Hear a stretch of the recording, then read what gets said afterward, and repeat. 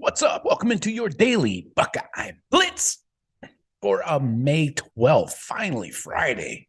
Let's get it over with. I'm your host, Joe from the Buckeye Cast, bringing it to you.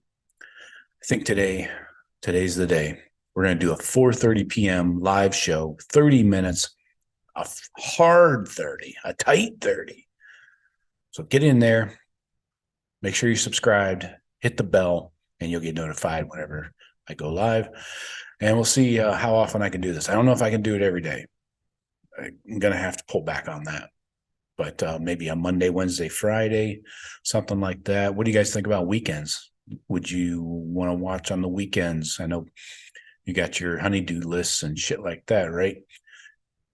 Might not be enough time. I don't know. Might not be able to make it to Bed Bath & Beyond. Oh, they just closed. So you're good. All right. Today, let's get to the topic. We're going to talk about a little recap of the portal. Buckeyes went hard and heavy, kind of changed our philosophy, I guess, from a coaching point of view and program point of view, really. Buckeyes went big time. So how did we do in the portal in this go around? So like I said, they've been more active this year than ever. Right now, players can no longer enter the portal, so it's closed. But players that are in the portal already can commit to schools, like we just saw with Taiwan Malone this week. So Buckeyes added 8 players, 7 on scholarship. We don't know what's going on with Lorenzo Styles Jr. yet. He may have to pay his own way, kind of a gray shirt situation, I guess you'd call it. So we'll see what happens there. But still, 8 players is twice as many as we've ever brought in, in the few years of the portal. So right now, though, if you look at the rankings, now I realize everybody's going to go by the overall rankings. Buckeyes are 42nd, but you know me, I look at the quality of the players. We brought in 7 players. Some teams brought in freaking 15. If you're Colorado, they brought in like a whole 80-man roster or whatever. Insane. Texas A&M brought in 11. Sparty 13. Purdue 15.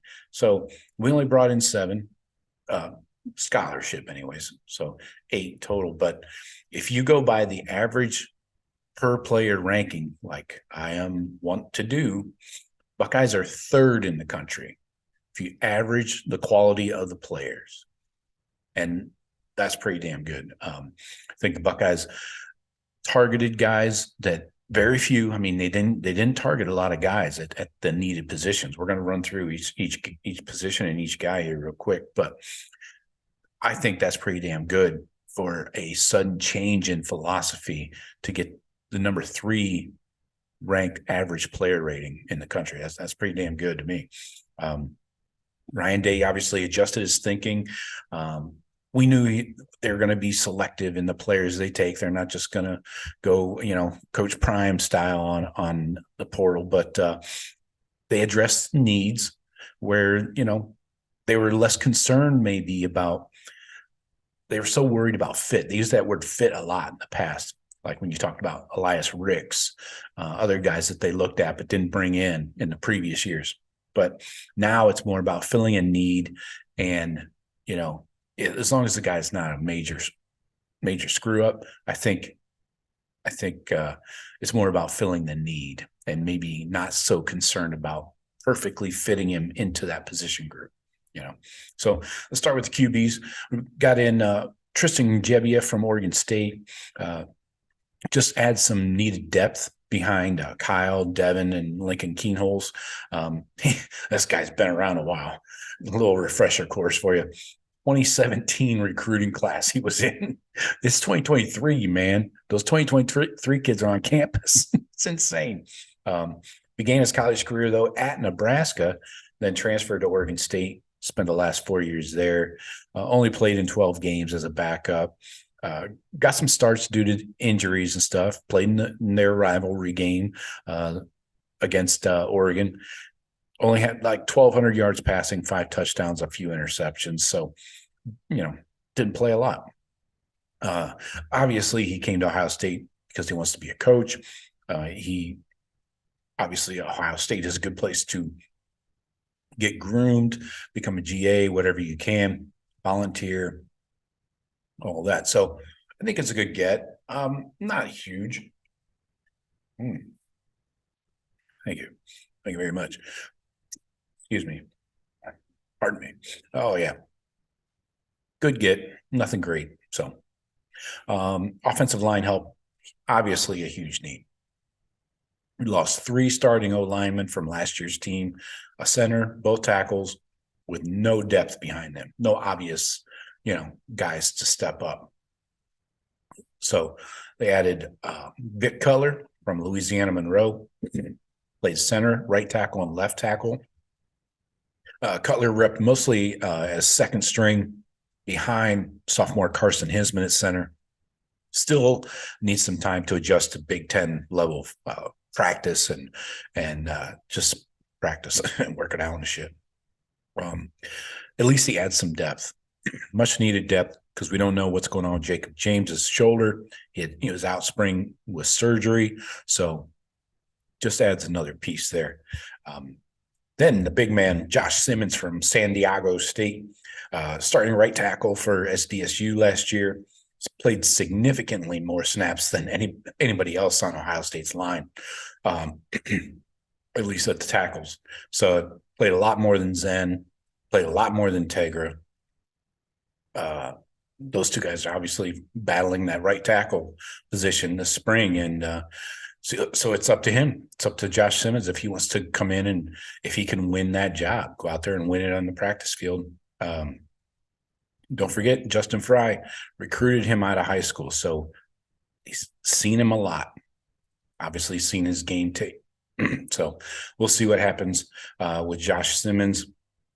If nothing else, I believe these 2 offensive linemen are huge gets, even if they don't start. These are much needed depth pieces, so big deal. Let's talk corners.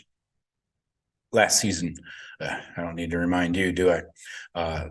We had 6 scholarship corners on the roster, 6, and all of them had to play because of injury. 5 played 100 snaps or more, 5 of them. So that was a huge priority this offseason, just in case, break glass in case of emergency kind of thing. We had to address that problem. So went out and got Davison Igbinosun from Ole Miss. He's a 4-star prospect coming out of high school in New Jersey. Played in 13 games, started 10 in the SEC as a true freshman. Can immediately help right now and then down the road with his 2 years of eligibility and a red shirt. I mean, I'm not sure he's ever going to use that red shirt, but in case he gets injured or something, he might need it. So he can help now and down the road. And he mostly repped with the second string in spring practice, but I think he's good enough to get in a rotation with Jordan Hancock and Denzel Burt. Let's see what happens there. I would keep your eyes peeled on that one. Lorenzo Styles Jr. kind of fell into our lap. He was obviously a wide receiver at Notre Dame the last couple of years. Decided that his future is in the secondary, whether it's corner, safety, who knows? Probably corner, but anyway, that makes 8 scholarship cornerbacks on the roster, which is good. We just needed warm bodies, man. He'll need some time to adjust to playing corner, so may need to take that red shirt this year. He's probably not an immediate contributor on defense, as he hasn't played corner since high school. So for the corners, IGB, Igbinosun, that was a huge get because he can contribute immediately and long term. So that makes up for some of those recruiting misses back in 2018, 2019 and stuff. So let's talk safeties. Jahad Carter, the only safety we brought in, he has experience playing all the safety positions when he was at Syracuse. 6'1", 203, so he's got some length and some poundage. He has a size to cover tight ends in the Big Ten, which he will probably be asked to do.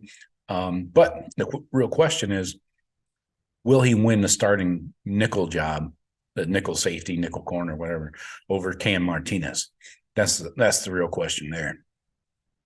Cam's been in the program a while, so I think it's going to be difficult to unseat him. So good get. Jahad Carter is a good get for depth, but not a starter in my opinion. But we need more safety depth. All right, let's talk D-line to finish it up. Former D tackle from Maryland, Anthony Booker, visited. He was the first D tackle we brought in for a visit, but then he committed to Arkansas. So then the Buckeyes touched base with Tywone Malone when he jumped in the portal. Obviously, he was recruited by Larry Johnson out of high school, picked Ole Miss so he could play baseball and football, both. We all know the story. Again, I will reiterate that I think splitting time between sports hurt his football development. It had to hurt in some ways. Maybe it's winter conditioning. Maybe it's just being around the guys. Maybe it had to affect his game, practicing your techniques day in and day out. So we got a clear 3-man rotation at D tackle with Mike Hall, Tyleek, and Ty Hamilton. Then you can kind of mix in Jaden McKenzie, Hero Canoe possibly as fourth options. Jaden McKenzie has been on the squad for a long time too and has not done anything. So I'm not sure he's a real option. Hero Canoe, I think he looked good in spring, honestly, and got some reps with the twos. So I think you're looking at Hero Canoe and Tywone Malone as your depth pieces at D tackle. So, but Larry likes Malone and what he can bring to the D-line room. We'll see. I think he's a good get, not a starter, but again, much needed depth for that room. So that's all I got for you today. Please subscribe. We're going to try that live thing later. So I'll talk to you later. Go Bucks.